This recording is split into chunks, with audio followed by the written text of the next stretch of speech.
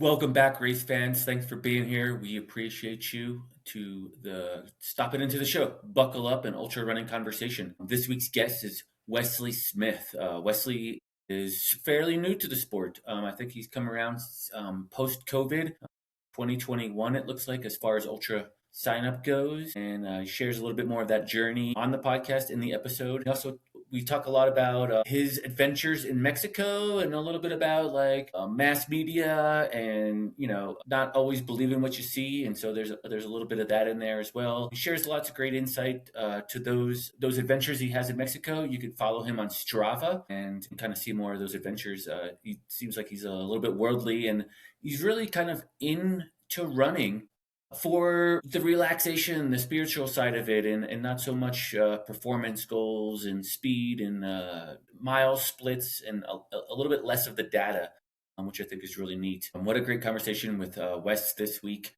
He did win across the years against Mandy's husband, Nick, two across the years ago now, which would make that not 25, 26, but 24, 25 over that New Year's weekend, where he did an extra lap more than Nick Mullen did in that year, and then Nick went back this year. I did not see Wes this year, and I don't recall meeting Wes in 24 either. But either way, it was a great conversation. Again, I hope you enjoy it. Stay tuned for more as we dive into early spring racing. And Mandy, thinking of early spring racing, Mandy is completely busy with her own spring races that she's putting on and producing, and that's why she wasn't able to be here for this intro. So running solo on the intro, but you'll get all of Mandy back in this episode. Just wait a few seconds after this intro. And thanks for being here, guys. I'd love for you to subscribe, like, share, and comment. All of it helps the algorithm and gets more viewers on our show. Thanks for tuning in. Take care.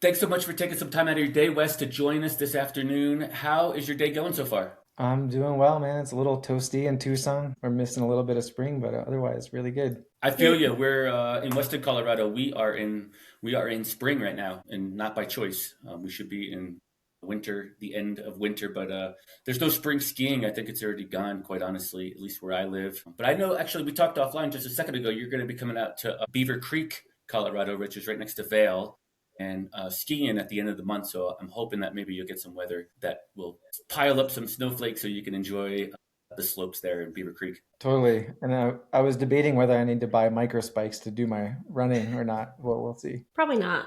Yeah, I don't know. I don't know what it's I like. I would go with full on mud boots. That might be your better bet. I don't know if you'll Okay. need spikes. Fair enough. Spikes would be aggressive, I think. Okay. Mud's going to be your main issue, but there are a lot of bike paths and gyms and all those things in Beaver Creek as well as where I live, where you'll be coming on the tail end of your Colorado visit, I believe, right? Yeah, going to the hot springs. Take a day, just soak in the warm waters. World famous hot springs. That's the town I live in. Pretty fortunate, huh? Wes, where are you calling in from today, though, before you get here at the end of the month? So I'm calling from Tucson, Arizona. I've been here for, man, it seems hard to remember, like four and a half years now. I lived in San Francisco for 12 years beforehand, and that's kind of where I started really getting into ultra running. And then I came to Tucson, and I was like, man, I'm not as good as I thought I was, but the trails are just a lot harder. Yeah, and then you're also kind of traveling around. I've been watching your Strava, and Brian and I were talking, like you were running in Mexico the week that Mexico was kind of on fire. And I was like, we should have a conversation with him. I mean, you're really kind of all over the place. So tell us about the Mexico Strava activity. What's happening there? Yeah, so I really like going to my family, and we all love going to Mexico, and a chance to just kind of decompress from everything in the US and sit on the beach for a little bit. So we go just north of Puerto Vallarta, about an hour. And, it's a beautiful little kind of, I call it like a Mexican hippie town. There's a really interesting backstory to that town. If anyone's curious, it's called San Pancho. It's a little north of Puerto Vallarta, north of Sayulita. And it's great food, beautiful communities there, and I just go running on these jungle roads and get my humidity training in before it really gets hot up here, even in Tucson.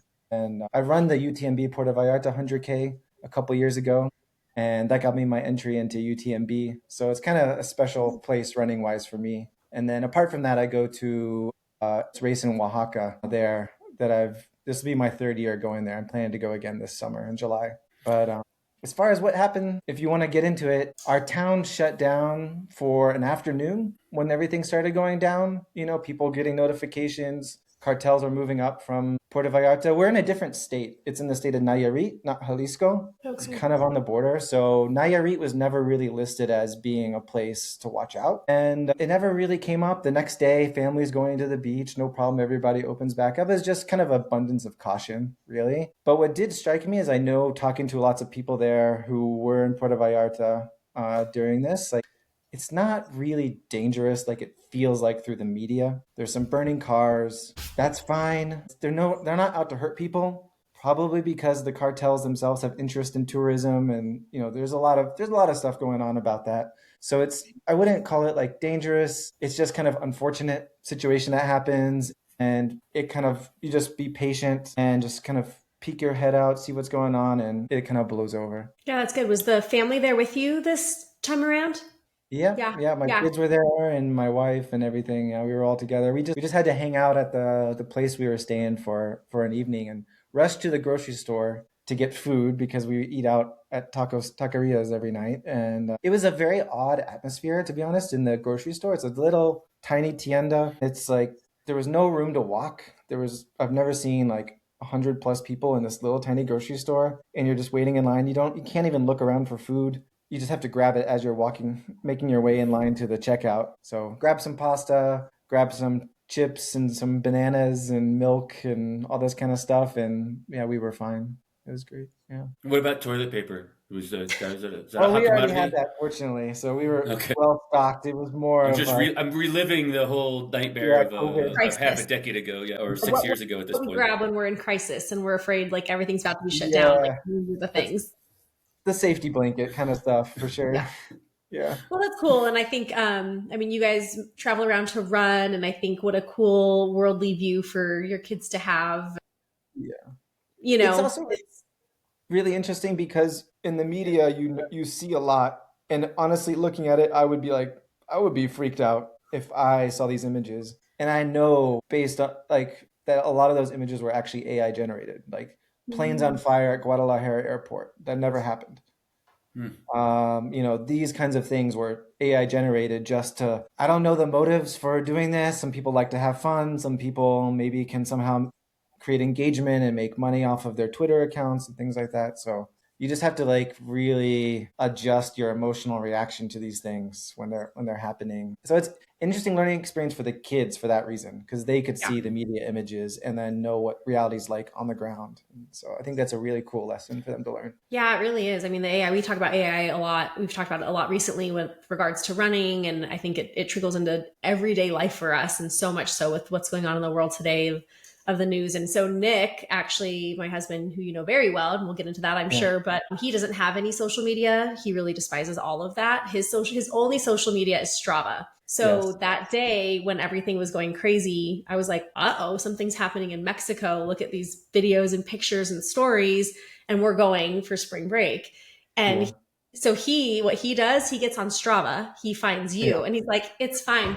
Wes went on a run today. It's all good. Here's a picture. He said it's great. And I was like, okay, great. I guess we're good. So thank you, because now you are one of our news outlets. You're welcome. Yeah. I mean, verified sources is where it's at, to be honest. People you trust. That's kind of how you have to go. I don't know if I believe necessarily what's even happening on what as a kid, network TV, the equivalent for newspapers. It's hard to know that you can trust that anymore these days. So finding those people who you know are credible and have motivations that kind of match yours is really what you have to do. And that's a lot of work, unfortunately. So, but that's kind of the world we live in these days. Cool. Well, thanks for sharing that perspective. Yeah, really unique. Yeah, it is totally interesting, Wes. I want to dive into a little bit of like maybe the running culture in Mexico and kind of what Yeah, that might look like. You know, you're going to the races, you're going to the UTMB. You told me of like a 200 miler that's coming up and that you're doing, and maybe you set the course at the 100 miler. You set the course record. I Was it did. last Yeah, year or two I years ago? did. What are these 2 years in the 100-mile distance on that same course, or the first half of it, or whatever it might be? And so I'm just kind of curious. Like we kind of know our space and what the Aravaipa community looks like and feels Mm. like. But is it similar in Mexico? Is it growing the sport? Is it becoming popular, or is it kind of is it getting some wheels to it, or what? What's it look like down there? I know it via this race in Oaxaca, some people I've met in Mexico that live in different places, and the Puerto Vallarta race and the UTMB race. And then through that, like after I ran this race in Oaxaca last year and I ran the 100 miler, I did set the course record, which, was like felt so good to win a 100 miler. But it's a small race, so I'm not going to claim that it's like a great, in the penultimate achievement or ultimate achievement in running. It was a 25-hour finish. I half my Facebook feed became, I made so many friends on Facebook from runners in Mexico that Facebook doesn't translate anything in Spanish to English for me anymore like it used to because it thinks I know Spanish. And half of my feed is Mexican trail running culture now. If I look at my feed, it's crazy. So I would say it's super strong. We just don't hear about it. There's a lot of races all the time, all over the country. In Baja California, in the center of the country, like Aguascalientes, in Chiapas, even there was 100K this year in November that some folks invited me to. I wish I could have gone, but it was during Thanksgiving. All over the place. It's really widespread and people love it. And I don't know that it's like terribly different than here. It may not be organized the same way in terms of like how aid stations work or the timing chips and all the, those kind of like details, but people are really enthusiastic about it and are absolutely into it across all walks of life. Yeah, A little more grassroots.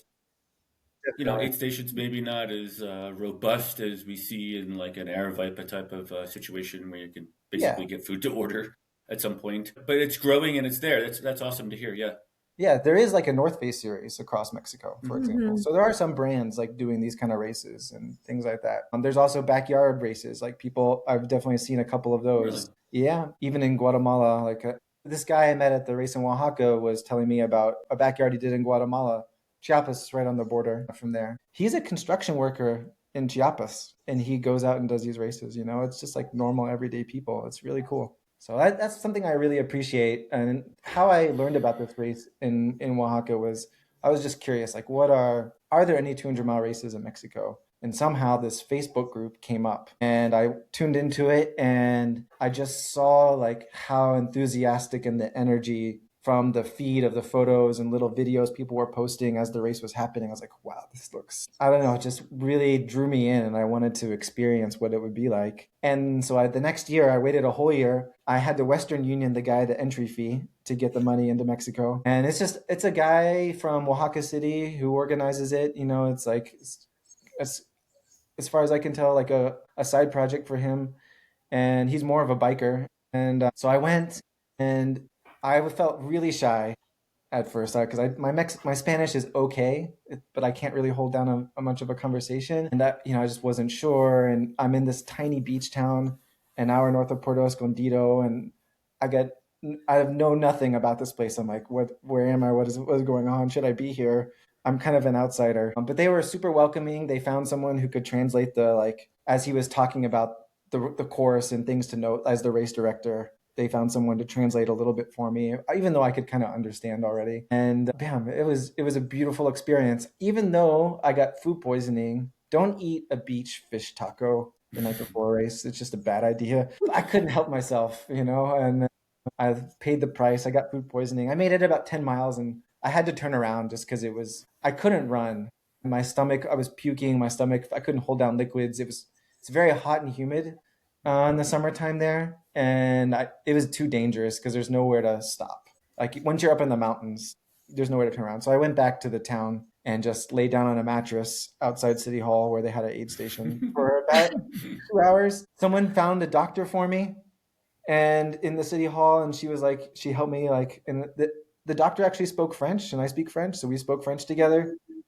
and we connected over that. He gave me some medicine, and this woman drove me to the pharmacy. I also got an agua fresca because I really love those. So I got some watermelon juice, started to feel better. And I was really honest. I cried. I called my wife. I was like, I'm giving up. I can't do this because of it took me a lot of effort to organize my life to get down there. It's kind of far and stuff like that. And my kid's schedule and everything. And I had kind of built up this whole expectations about what that trip was, but I had to stop, and I was really disappointed. But there's a beautiful kind of mangrove forest nearby called Chakawa. So while the race was going on, I went and took a boat ride into to Chakawa, and there's a beach and some surf spots there, and I just hung out on the beach and watched the surfers. And then I came back at the end of the next day when the 100-miler race was finishing and the 200-mile race was finishing, and I watched those finishers come in and just let it all out as they crossed the finish line. And it was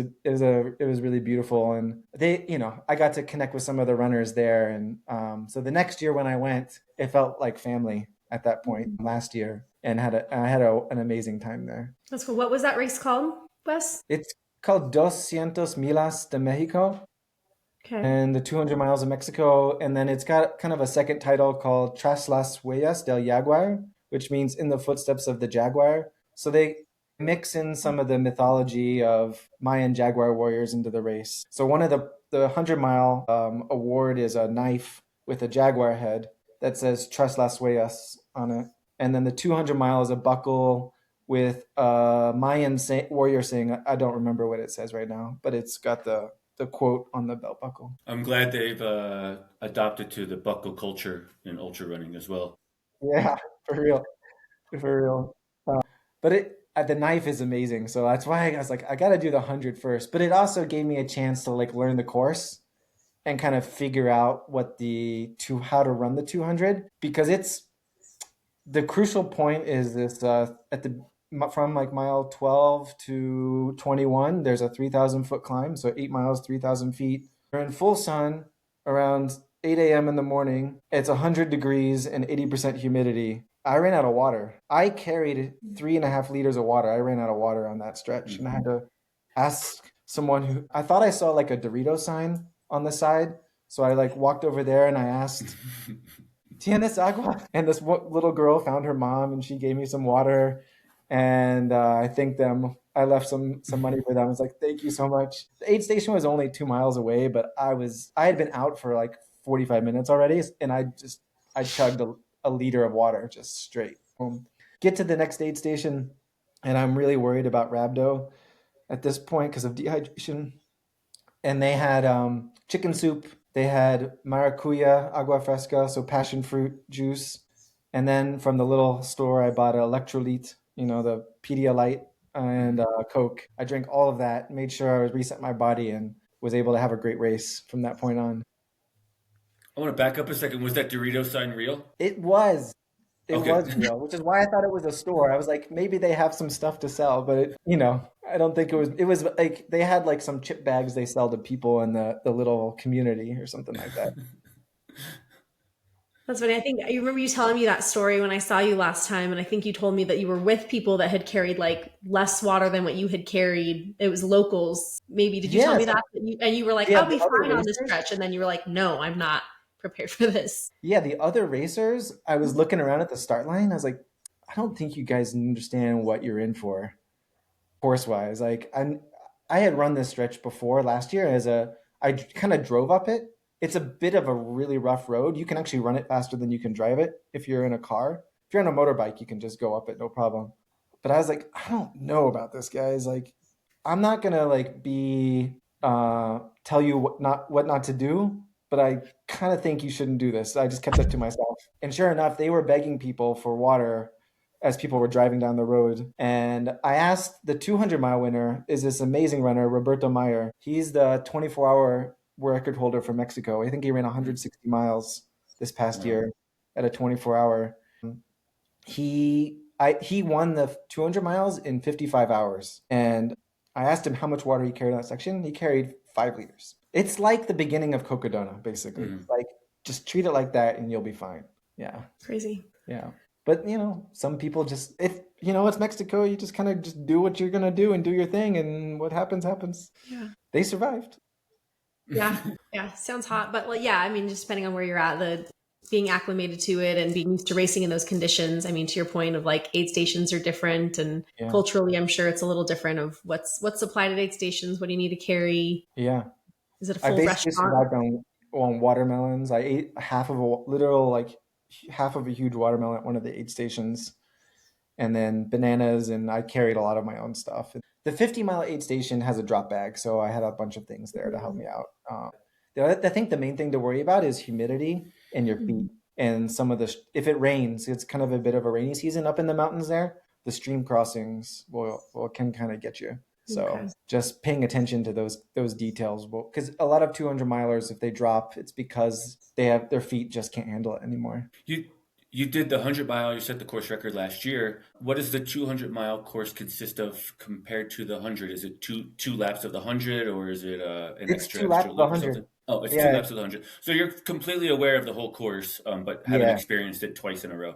Yeah, it's a double out and back. So Mhm. you start at the beach, you go on the beach for about 4 miles, and then you just cut up the mountain for until you hit mile 50, and then you head back, and then you go up again for the 200 and back Mhm. down. Yeah.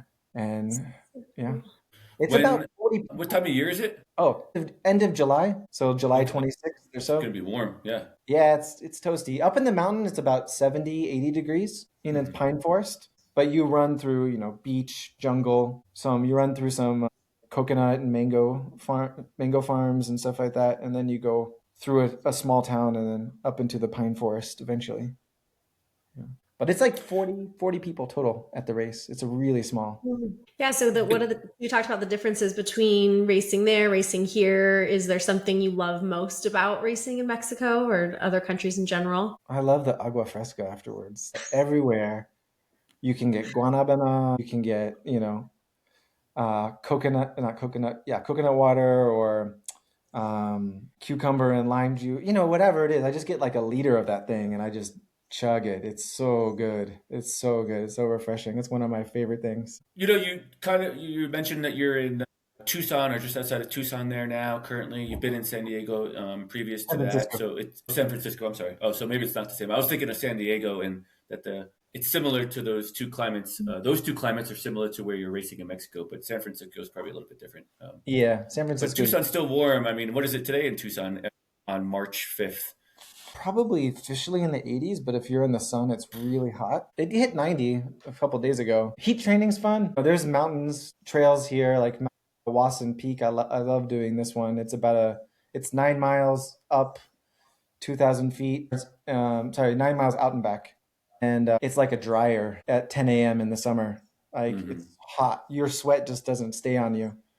It's great training for this kind of stuff. But you can go up. Looking out my window here, Mount Lemon's right there. That goes to 9,000 feet. And so if you want cooler temperatures, you just drive up a little bit up Mount Lemon, 10 degrees cooler. Drive up a little further, another 10 degrees. So you can get acclimation to elevation or just like a relief from the heat by going up there. I think that makes it like an amazing training grounds. Tucson, gosh, I think Arizona Monster starts just west of Tucson. I believe it goes skirts Tucson, or it starts southwest of Tucson, either one of the two. Southwest. But it does go through Mount Lemon, and it goes all the way down to Patagonia for the Okay. finish line, which is just like 12 miles from the Mexican border, which will be happening at the end of the month. I think it's like the 28th or so Yeah. of March. It starts for the Monster 200 or 300. I'm sorry. Do you have any interest in going out there and spectating or helping out or anything at all? It's so close to where you're at. It is. It goes like a mile from my house, like on the Mm. Rito River here. But I think it starts like just southeast of Phoenix and then Mm. kind of cuts down, hits Mount Lemon and goes around Mount Lemon because it's national forest. You can't run a race through it. So that's why they have to go around. And then they cut through town and go south to Patagonia. I mean, it's right around my birthday. So I may have like my own running plans to do, but I have friends that run it, and yeah, if I'm on the path, I'll go check it out and see what people are up to. Nice, nice. Yeah. Nice. Yeah. So, Wes, backing up a little bit, we kind of just jumped right into what you're doing now, but I'll steal Brian's question of like what got you into the sport and what's your history and I've basically been running, weekly, several times a week since high school. I did cross country and track my last 2 years in high school. And I've always had endurance. I played soccer in the winter. And so just always had that like level of being able to just like push through things. And I really enjoy mental games with myself, like it kind of endurance mental games. And as a kid, I would do things like throw the ball into like a square on the wall. And if I did it 100 times in a row, then I'd stop. But if I missed one, I'd start over again. So I had to get like 100, these kind of things. I was always like playing with myself, and running engages that part of my personality a lot. And I played some like rec soccer in San Francisco for a little bit and fantasized, watched ultra running videos. And I was like, this looks really cool, but I never really pulled the trigger on it. And then I got a really bad concussion playing soccer, and I had to stop. And so I was like, I guess this is now what do I do? Now I'm going to start running. So I ran a half marathon once a month. I never really ran far beforehand. I ran like 7 miles max. So I ran, this is maybe 6 years ago, started running like a half marathon a month, and my knees like didn't like it at all. So I would take a break, recover, and then I eventually moved up to a marathon. And I did that on my birthday one day. And I just picked a route in San Francisco, ran the marathon. And I was like, okay, and maybe I'll try a 50K. I ran across Golden Gate Bridge from my house into the Marin Headlands, did a loop, ended up being like 55K. And I was like, well, maybe I'll get a coach now, because like I want to figure out how to take this a little further and kind of learn a bit more. So I engaged a coach and did my first race. That was in April. And 6 months later, I did my first 50K. And where I grew up in Texas, I was home for Thanksgiving. So I was like, I'll do a local 50K and see what happens. And that was my best 50K time to this date now. Wow. It was great. Yeah. So that's kind of what got me into it. And from there, I was like, okay, now I do 50K. Let's try 100K. Then I did UTMB Puerto Vallarta with my friend Samir, whom I met on my first marathon. He opened his door of his house while I was doing my marathon in SF. And I was like, that guy looks like a runner. But I kept going. And he caught up with me at the streetlight outside Golden Gate Park. And he's like, hey, what are you doing? I'm like, I'm running my first marathon across town. He's like, really? That's cool. I'll run with you for a few miles. So we chatted and we connected because we're both from Texas. We both do ultra running. And so we share some cultural background. And so I started running with him in the headlands. He showed me around the trails there. And then we went to Mexico to run. And then he's already done CCC and UTMB. He wanted to do UTMB. And I was really apprehensive, having not run a 100-miler. But I was like, okay, if you want to do it, I'll sign up. And lo and behold, we got picked in the lottery. So UTMB ended up being my first 100-miler. And that was one of my best races up to that point, actually. I was really proud of that finish. I ran the whole course over 3 days, a month and a half before the race. That helped tremendously because I knew what to expect. Because there's some sneaky climbs that will just demoralize you if you're not prepared for them. So yeah, that's a bit of a shorthand of my back.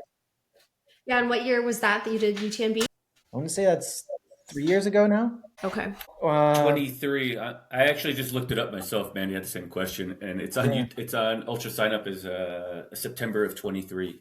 Yeah, exactly. And then the backyard thing as well.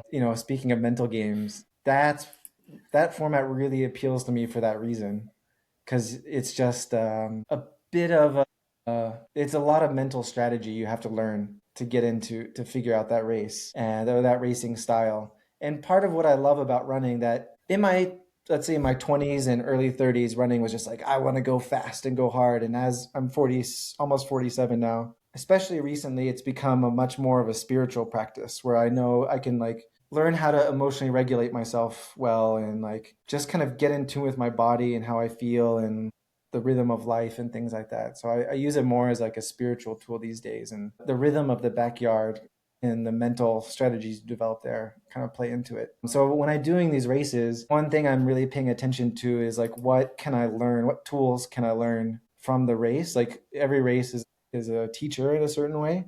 And I pull little mantras out of the races that help me in life and in other running endeavors. Yeah. What's your biggest takeaway with that? Because you've done several. Yeah.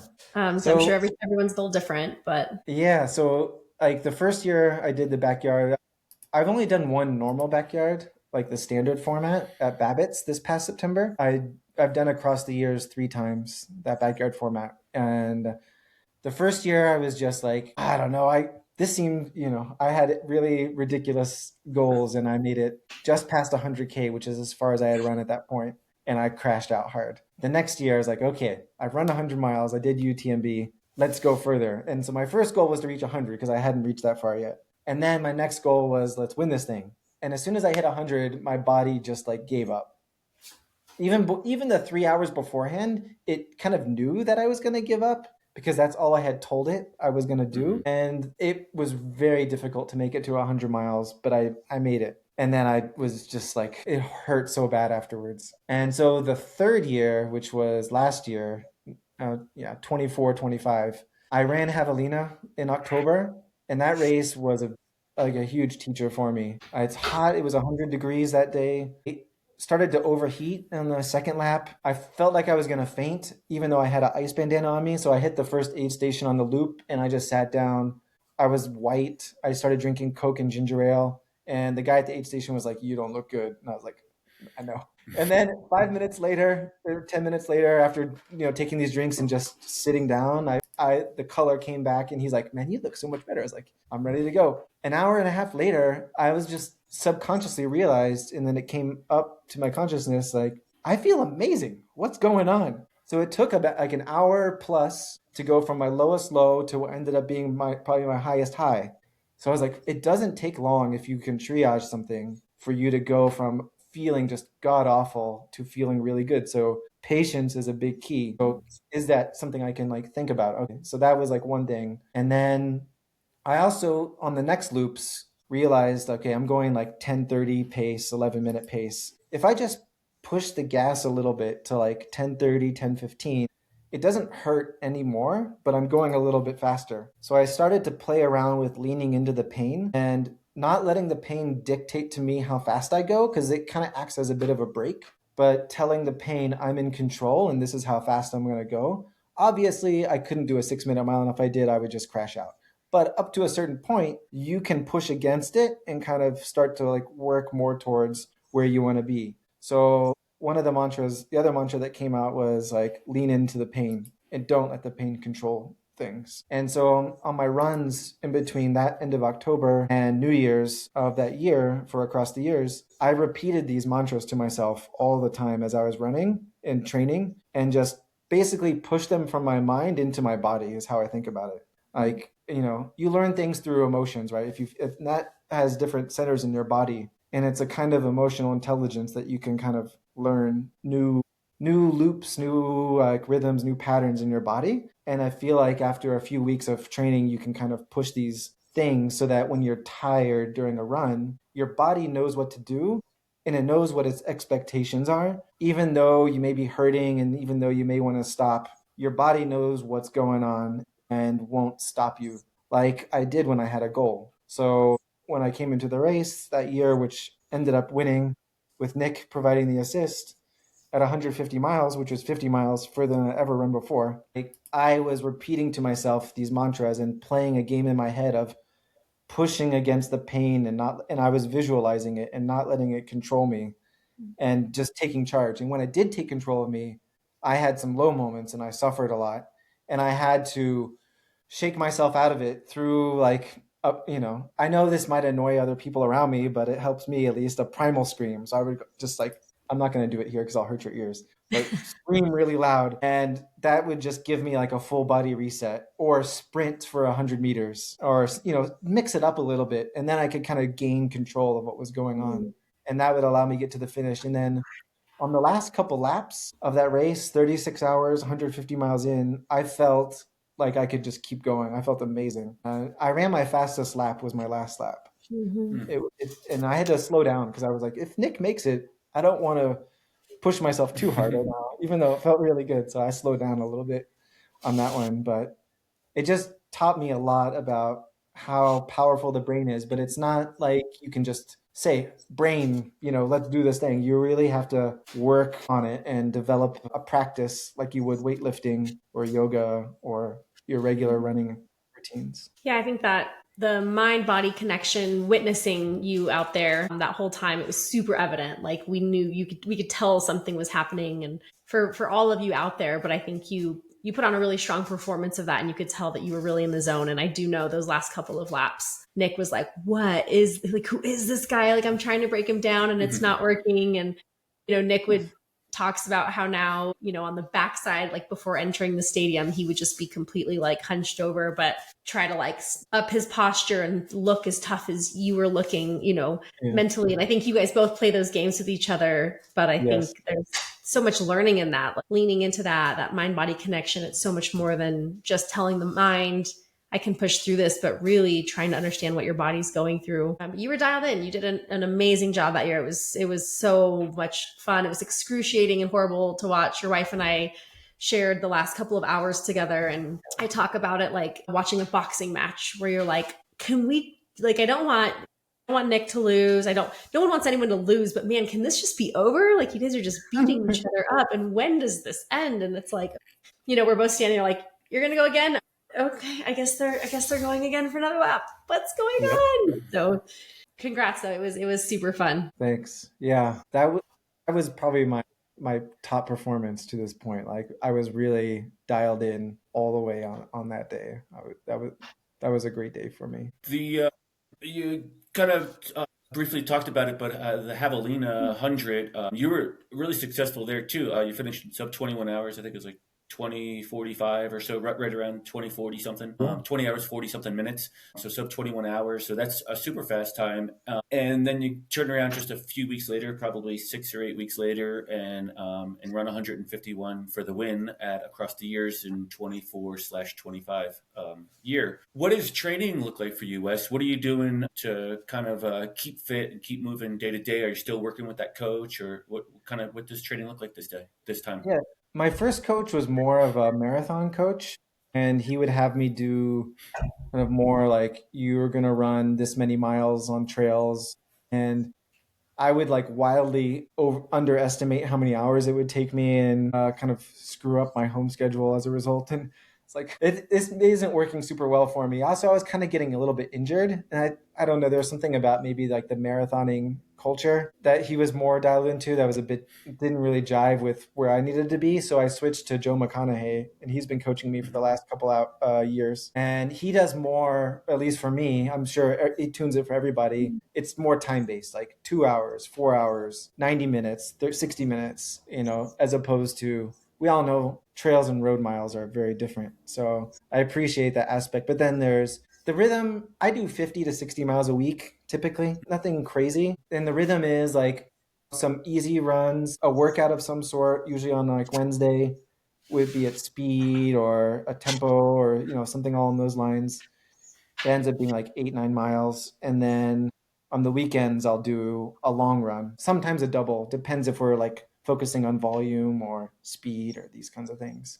And, I'll hit trails as much as I can. I'm really lucky. I'm 2 miles from a trailhead up one of the canyons in Mount Lemmon. So I'll do a road run 2 miles up there, get 1 to 3 miles of trail, depending on how long I'm going, and then come back home and do this out and back. That's my like standard run. And then Tucson is an amazing place for trail running. There's trail networks all around the city because we're surrounded by mountains. And you can just, there's hundreds of miles of trail networks. Not a lot of people on a lot of them. Some of them get busy. The famous one being like Sabino Canyon, but they're beautiful. You can vary it in terms of terrain. A lot of vert, some more technical than others. You can get like such a wide mix. Nothing's more than like a 20-minute drive from my house. So, and then if I want to go a little further to like an hour, there's another Sky Island is what we call the mountains here, Mount Wrightson.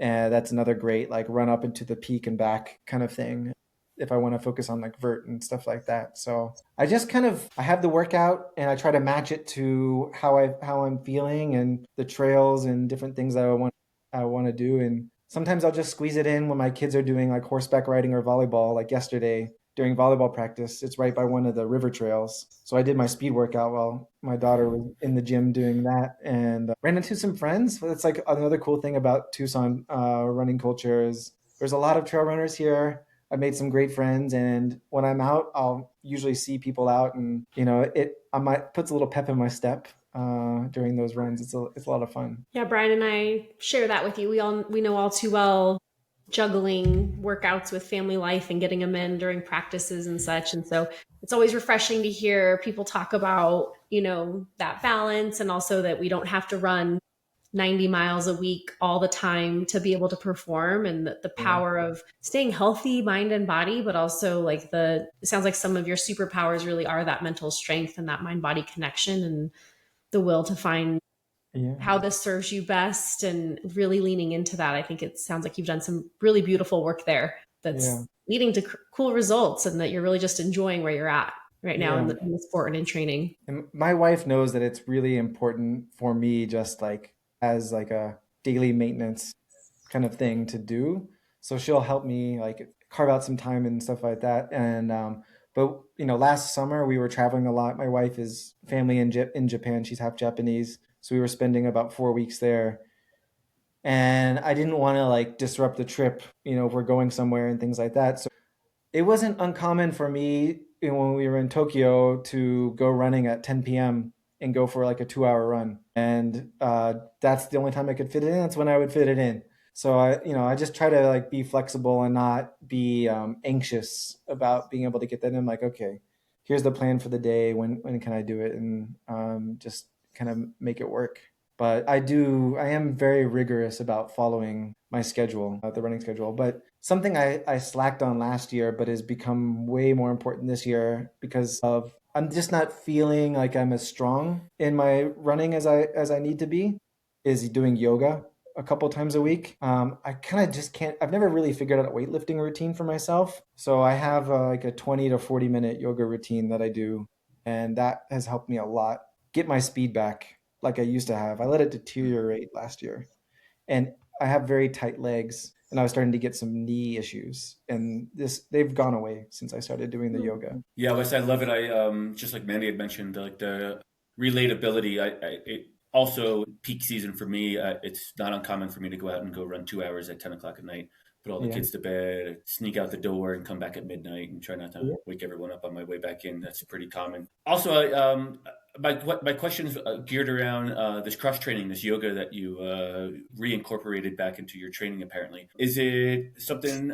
Is it a class that you created yourself? Are you doing it online? Are you going to a studio? What does the yoga look like right now? So there used to be this online video yoga class that I subscribed to called Dirty Yoga, and I don't know why it's called that, but it's just like it's kind of like a faster paced standard like flow style of yoga. Just for the record, it's not dirty, right? It's nothing sexual about it. Yes. Okay. Just before people look it up and like they're leaving the show to go Google search this. Yes. But it does have a bit more cardiovascular into it too. Like you'll sweat pretty good holding some of these poses, but it flows pretty quick. And I really like jive with that style. But the guy stopped it. He started doing some high impact stuff. And I was like, man, luckily I screen recorded about 14 episodes. So I just cycle through those. That's literally what I do. I've never been to a yoga class. I just do these at home. I just kind of do it on my own. A lot of it mostly because, I work at home, got the 2 kids in middle school. So whenever I can squeeze it in, I'm going to do it. And, speaking of, I've mostly been doing the yoga at like 11 p.m., the end of the day these days, 20 minutes or so. Yeah, I was going to ask about hot yoga. Like, do you just go in your backyard and do it to get the effects that in Colorado, like I've been doing hot yoga as part of my training for Cocodona, but I'm in a sauna at a hot work studio sweating and doing yoga, and I love it. But I'm like, for you could just go in your backyard and sweat it out while you're doing some yoga. Yeah, open the windows in the summertime especially, and it gets real hot real fast. There's your Bikram. Yep, absolutely. Yeah, the heat training is real, and you definitely need it, especially for this Oaxaca race. But the problem is the heat is humid. Luckily, I tend to find my sister lives in DC and I'm from Dallas. So if I visit those places in the summer, I get serious humid heat training in, and it helps because your mind is just like, what are you doing? And you just learn to grapple with those conditions, even though you might not be running as fast. you the emotional response is something that even if you don't necessarily get like the physiology side of the heat training, Mhm. just the mental side of it is actually pretty important as a starter. So that's also really helpful. Yeah, Brian, I'm curious on your thoughts on this as an official coach. I'm a coach too, but I don't coach anymore, so then I don't stay up to date on everything all the time. But like even just you guys talking about going out and running at 10 p.m. or running at noon when it's uncomfortably hot, like opting for those uncomfortable times to run. I mean, I think personally have played well into training for any ultras that I've ever done because you're running fatigued, you're running when it's not ideal. Like the mental load of, oh, okay, I have to like squeeze it in here. Like I've always found value in that versus being able to cherry pick the ideal time, location, conditions for a perfect run. Like how much, both of you, I guess, how much do you think that plays into preparedness for race day when conditions aren't ideal? I think it's a lot. Any kind of adaptivity to stress, but when you have to be careful because family and work stress, I always find myself like I'm on like Mhm. I imagine myself on like a ridge line of some sort, and I'm kind of like keeping things in balance, not trying to teeter off. And so if I'm having like work stress for some reason, I really have to like back off on other things and family stress. And you're just trying to like keep it all balanced together. And sometimes it goes off the rails and you get sick and, these kind of, but for the most part, I feel like I do a pretty decent job of doing that. But the running is like one component of those stressors, and it can play into recovery and all that kind of stuff if you're not careful about the other stressors. Yeah, I totally agree. I think Wes paints a better picture than mine. I feel like my visual is like a circus, and I'm on a unicycle on a tightrope above the kiddie pool, right? And I'm balancing and maybe I'm juggling the bowling pins, like six bowling pins, right, at the same time. Yeah. So Wes was way better picture to paint. But the same concept, of course, it's balance, right? I think to try to answer your question, Mandy, is yeah, if you could get the best workout in at the best time of the day, there might be an advantage to that. Maybe that's your interval training day, like you're going to run at 10 a.m. when your coffee's a little digested, your breakfast is, the kids are off to school, you kind of got a breather. Then you're able to just really focus in on that Wednesday speed training, like Wes had mentioned already. But also, there's a benefit to running at 10 o'clock at night or 4 o'clock in the morning. I think in ultras, at least of 100K or 100 miles and farther, we're talking about running for 24 hours or greater. So any time of the day is a good time to train, is a common line I've said in the past. Because you're going to run at 10 o'clock at night when you're tired. And I think it Right. puts that extra stress on. And sometimes it's unintentional, just like Wes and I had mentioned. And obviously, all three of us are in the same boat with kids and families and lives and jobs and careers and the whole thing. And so maybe it's not the optimal time to run at 10 o'clock at night, but it's what's available, unfortunately, some days of the week. So you just take it for what it is. Like it might not be as quality as it could have been, but I didn't have the time earlier today. So this is what it is right now. I enjoy it. I do find it like, I don't know, maybe Wes could agree. I mean, small points are like, it's hard to fall asleep at midnight after I get home from a run because I'm like kind of tuned in and I'm alert and I'm awake and I'm like trying to lay there, not like overly breathe in bed next to my wife who's like actually been sleeping for 3 hours already, like all those things. So I don't know. There's some pros and cons to it. And I think we're not running at 10 o'clock at night because it's harder on our bodies and it's making us tougher by any means. I think we're running at 10 o'clock at night because it's the only damn time today I have to run. Right. And Yeah, I it's don't share that with you guys. I'm not a nighttime runner. My brain You're is not, really you're hard to not a turn off. you're not a nighttime runner. I I'm know not a that. nighttime runner. Like I am done. But I love a 4 a.m., 5 a.m., 6 a.m. run. So if I'm like looking at the schedule and there's not the ideal time to have breakfast and have coffee run at 8 a.m., I'm more like get up early in the morning and do it, but still go to bed at like 9, to prepare for that. So I'll try that. I'll try to be better about getting that in, but I'm just not, I don't know. I can't do the late night I think anymore. I think it's just where it fits, right? Like one of your long weekend training runs for Cocodona could be running a couple like 9 o'clock at nights when you're not prepared for it, just to kind of like break a little bit of that spirit of like the comfortability of level of it. Since I've been working from home myself and coaching online, I haven't ran at 4 or 5 o'clock in the morning in like a really long time. Like I can't remember ever getting up and doing that. Like even if people invite me and I'm like, nah, I'll just run later today. Like I'm good. So we do get comfortable and fall into the spots where it's most convenient if it's available to us, right? I also find it's an opportunity for creativity.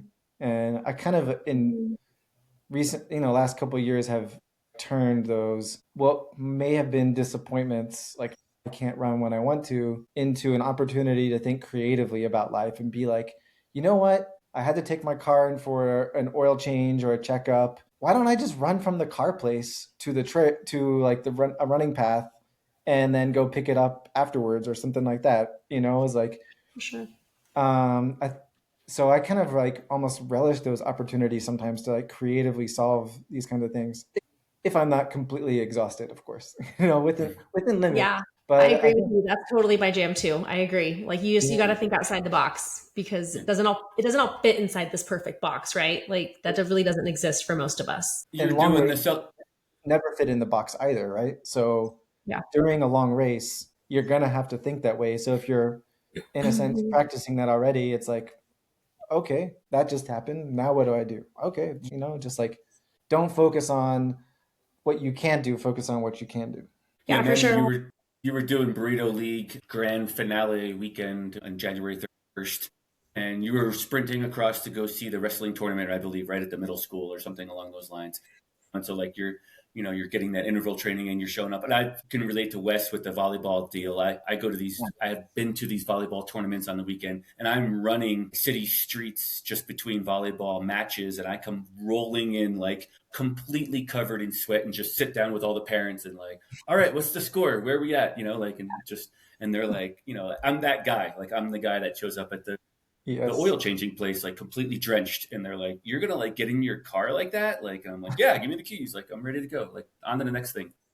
I mean, I think we probably a lot of our listeners who can resonate that. Like I'm known as being the on brand girl and like I'm super into networking, well networked. I'm part of Rotary. Like I go to all these meetings. And so it's had to become this way where you're like, you've always got the change of clothes in the car. Mhm. Nothing's ever going to be perfect. And if I were to look at the perfect day, like I don't have time to run for an hour a day, but you do if you're willing to be creative and think outside the box. And like for me, I ran to Shields last week and had my meeting, like you don't have time to drive all the places and park and do the things, but if you really look at your time and one tool that I did a year ago, that I would encourage a lot of people to do if you feel like you don't have time for things, like start documenting what you do in a day. Like, where did you spend your time? Where was the drive time? Where was the time doing this? Maybe taking unnecessary showers, even. Like, did I have to shower before I went to the volleyball tournament? Not really, like whatever, change your t-shirt and it'll be fine, depending on how fast you were running, Brian. Let's not stink up the place. But, like there's ways to think outside the box there and get creative. So yeah, I revel in all of that so much. Wes, what's next for you? What's next on the calendar? It's early March right now. It sounds like you're going to maybe July, I believe, was the race back in Mexico, Yes. 200 miles of Mexico. What else is on the calendar? Although 200 miles is totally acceptable just to be the only thing on the calendar, but there's no need to stack things up. But I did see something else on Ultra sign up. So Yes, the two, that's my main focus this year. It'll be my first 200, doing the 200 miles of Mexico. Before that, I'm doing Cruel Jewel in Georgia, so that 100 miler. Because my buddy Samir that I mentioned before, he did it last year. He made a wrong turn. He missed part of the course, and even though he finished in quotes, they pulled him. He got a DNF because he missed part of the course. So he's going back for redemption, and he's like, you got to come." So I'm going to do that. It's a great training run though for this because it's hard, for humid in May. In 2 weeks, I'm doing like a solo. I call it my Sonoran Desert Vision Quest 200 miler. So I picked a spot out here. I ran it this last weekend. I've got like a 4.5 mile loop. I'm going to set up an aid station out there and just run it for 2 days and see what happens. I need to figure out some nutrition. I did try to do Babbitt's last year, which is my first official backyard. The goal was ambitious to try and get on the U.S. national backyard team. If you win Babbitt's, you get on the team automatically. I made it 112 miles. I was puking at mile 80. My nutrition was just not good. So I need to sort that out. And it seems to be like 8 hours is when I hit the wall recently. So I need an 8 hour plus run. So this is what I'm going to do to try and figure it out. And not under the kind of more hectic context of a race or anything like that, where it's like, I got to finish the race. We can deal with this later. Like I'll have time. I can fiddle with things and try stuff out. And I'm not on a clock to like start another loop right on the hour. So that's the idea there. And then I'm definitely going back to Across the Years this year this coming year. I mean, it's become like a tradition for my family, and my wife started walking it this year. She's not a runner at all, but she really like has been inspired by all the people doing different things there at different levels. It's such an amazing atmosphere. No matter what you're just starting running or you're an expert or you're 60 or 7, whatever it is, there's something for you to do it across the years. And everyone is appreciated for their efforts. It's really cool to see. So my daughter, she started even doing it. She ran a half marathon with me. She never run more than 4 miles before. At one point she was like, I'm in the flow state. And I was like, you are. We're cruising. So it's really cool. I had such a great time this year. So we're definitely going to go back, and I'm going to do the last person standing, jump back. I didn't do it this past year, but I'll do it next year.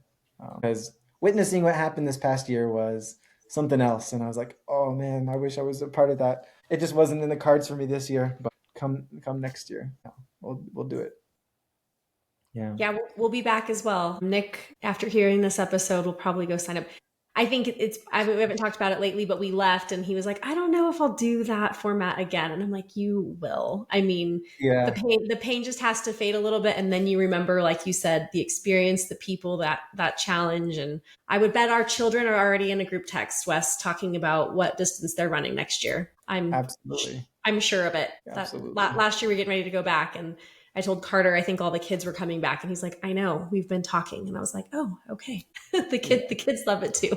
They do. It's just such an inspiring feeling. I don't know that I've had like from a running event such a like mental high, like a full body mental high, like a kind of ecstatic feeling afterwards. Like it was like something. Maybe it was the sleep deprivation talking, but I was also really happy and everything. It was just like such a wonderful experience. Like it's really great. Yeah, congrats again. I was at the last two across the years, but I don't think we met formally by any means. But looking forward to potentially coming back out this year myself. I'm just a volunteer usually, and like to hang out and enjoy a good running community, especially over the holidays. Yeah. So I'd love to catch up with you there, and we wish you all the best of success. Where could our listeners follow along in your journeys at? Apparently on Strava, I think Mandy can attest to Yeah, that, right? Strava is a good place.